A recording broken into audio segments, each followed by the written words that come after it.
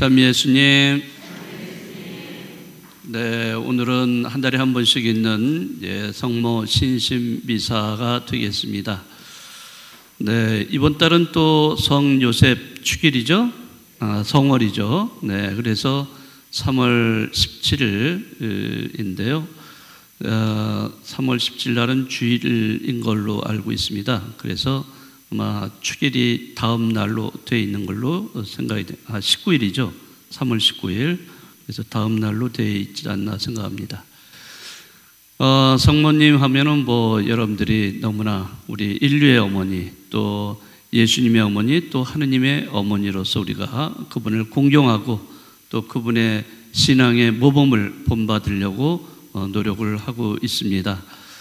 네, 성모님은 정말 우리 인류를 위해서 늘 기도해 주시고 또 우리 모두가 정말 하느님 그분의 사랑 안에 머물 수 있도록 늘 우리를 위해서 함께 해주시는 분이십니다.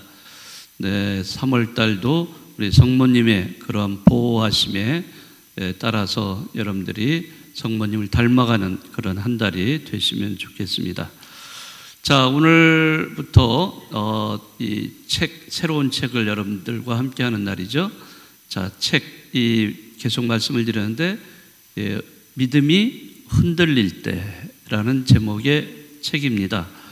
네, 이 책은 사실 그렇게 어렵지가 않습니다. 이렇게 아주 쉽게 읽을 수 있는 책인데, 이 스콧 허드는, 이 저자는 정말 우리에게 그 흔들리는 믿음을 어떻게 하면 강하게, 굳건하게 만들 수 있는지, 또 우리는 어떻게 신앙생활을 해야 되는지, 이런 것을 아주 자세하게, 그러면서도 우리가 하는 일상 안에서 어떻게 실천을 해야 될지 이런 거를 자세하게 우리에게 일러주고 있습니다. 네, 그래서 책을 조금씩 읽어가면서 이러한 것이 여러분들에게 믿음을 강하게 해줄 수 있는 좋은 책이 아닌가 이런 생각이 좀 듭니다. 자, 제가 매번 드리지만은 요 책에 그 진도표들이죠. 안 받으셨나요? 올라오실 때 거기 다 준비되어 있습니다. 혹시 이 진도표 없으신 분들은요, 거기에 내려가셔서 이따가 하나씩 가져가시면 되겠습니다. 이 진도표에 따라서 이번 3월달, 4월달 두 달에 걸쳐서 여러분들이 읽을 수 있도록 조금씩 매주마다 조금씩 이렇게 제가 설정을 했어요.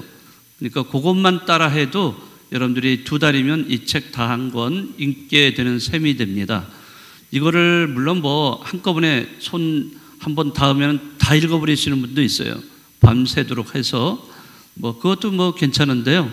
네, 그래도 이제 살다 보면 너무 바쁘니까 많은 책을 읽을 수가 없으니까 요 진도표대로만 조금씩 읽으시면은 두 달 후에 이 책을 여러분들이 마스터할 수가 있습니다. 자, 오늘은 41쪽까지의 그 내용입니다. 여기서 내용을 제가 간단하게 여러분들과 함께 그 이야기를 나누겠습니다. 네, 여기서 처음에 이제 시작은 믿음은 흔들릴 수 있다. 이렇게 시작을 합니다. 믿음이라는 건 우리의 어떤 신념, 또 그것을 또 넘어서서 우리가 신뢰, 그리고 내어 맡김, 이러한 하느님과의 관계를 말하고 있죠. 우리가 세례를 받고서 이렇게 믿음 생활을 사실 하고 있지만은, 처음에는 정말 불 같은 그런 열정으로 신앙생활 열심히 하고, 기도 생활, 미사 또는 어떤 단체 활동, 봉사 활동 정말 많이 이렇게 합니다. 자, 그런데 이게 시간이 쭉 이렇게 흐르다 보면은 자기도 모르게 이제 어느 때는 시들시들해져요.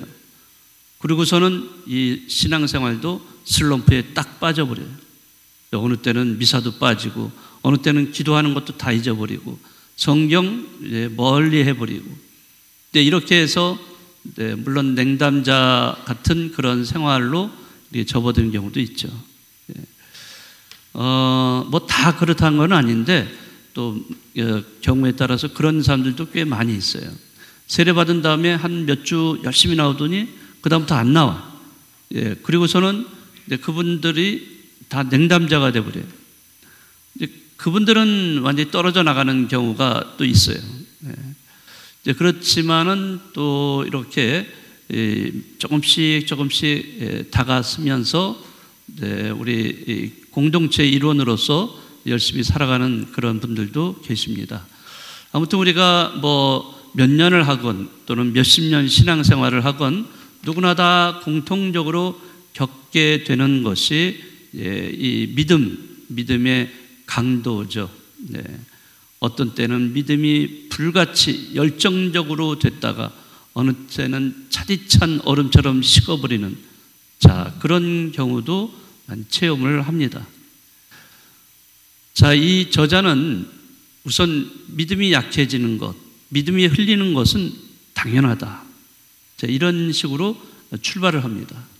그렇죠. 우리가 365일 죽을 때까지 항상 변함없이 그 믿음을 소유하고 있다. 그런 믿음 생활을 하고 있다.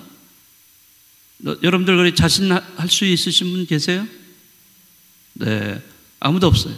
네, 이거는 있을 수가 없어요. 왜냐하면 사람이 살다 보면 여러 가지를 겪으면서 살아가는데 그럴 때마다 어떤 때는 믿음이 강해질 수도 있고 어떤 때는 믿음이 약해질 수도 있고 그렇죠. 네, 그러니까 이 저자는 우선적으로 전제 조건은 믿음은 흔들릴 수 있다. 믿음은 약해질 수 있다. 라고 이제 이야기하는 겁니다. 우리가 이제 그런 이야기를 들으면은 굉장히 마음이 편해집니다. 나 이 믿음이 너무 약한데 나는 다른 사람에 비하면 너무 보잘것없어. 이렇게 해서 막 실망하고 내가 믿음 생활 계속할 수 있을까? 이런 생각도 가지고 계신 분도 계실 겁니다. 그런 분들은 오늘 이 이야기를 통해서 용기를 얻으셔야 돼요. 믿음은 약해질 수 있구나. 네. 흔들릴 수가 있구나. 네. 이렇게 느끼는 것은 나쁜 감정이 아니라는 겁니다. 믿음이 약하다는 것을 인정한다는 것은 이 저자가 뭐라고 얘기하냐면 그걸 인정한다는 것은 더 강한 믿음을 향한 첫걸음이다. 이런 얘기를 해요. 굉장히 맞는 말이죠. 네, 오히려 그 자기가 믿음이 약해졌다고 생각하는 그 때가 더 믿음이 강해질 수 있는 그런 기회가 될 수 있다는 거죠. 그러니까 굉장히 역설적이긴 하지만은 우리가 그것을 인정하는 순간, 나는 정말 믿음이 약하다라고 인정하는 순간 믿음이 더 강해질 수 있다는 이런 것. 내 믿음은 왜 이렇게 약할까? 이런 생각을 많이 하면서 실망할 때도 있죠. 그래서 이 저자는 믿음이 약해지는 그 요인이 무엇인가 이런 거를 몇 가지를 우리에게 제시를 해주고 있습니다. 첫 번째, 우리가 신앙생활이 약해지는 이유는 뭘까? 우리가 살아가면서 맞닥뜨릴 수밖에 없는 문화적인 잡음 때문에 그렇다 이런 얘기를 합니다. 제일 문화적인 잡음의 제일 주범이 뭐예요? 요즘 여러분들이 느끼시기에 스마트폰이죠. 스마트폰 손에 꽉 쥐고서 놓지 않는 내 손 안에 스마트폰. 이거 하나만 가지고도 사실 이게 우리에게 상당한 편리함을 가져다 주기도 하지만은 그 이면에는 지금 이 저자가 말한 대로 문화적인 잡음을 만들어내는 것에 불과하다는 거죠. 사실 이 스마트폰의 과의존 또는 중독 현상을 많은 사람들이 벌이고 있어요. 심지어는 태어난 지 6개월밖에 안 된 영아조차도 이 스마트폰을 가지고 놀고 있어요. 엄마가 케어를 안 해도 돼. 얼마나 편리합니까?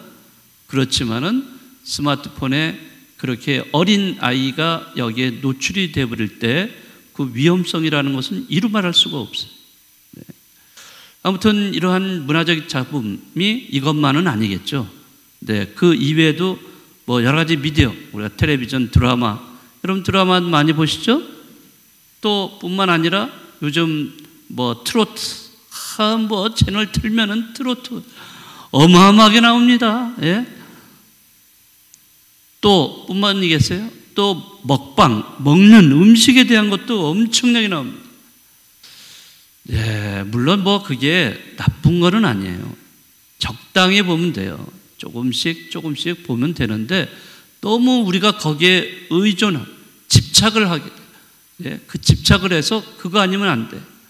너무 거기에만 신경을 쓰고 시간을 보내고 이러다 보면은 이 저자가 하는 얘기처럼 이런 문화적인 잡음 때문에 하느님 찾을 겨를이 없는 거예요. 네?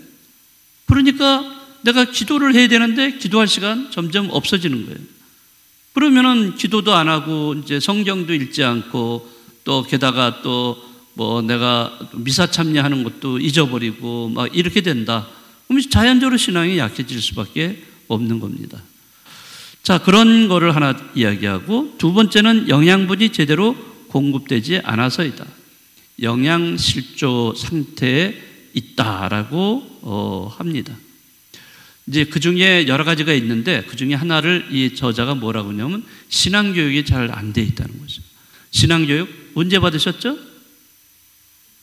예비자 교리 때 예비자로서 세례받기 전에 교리 받잖아요.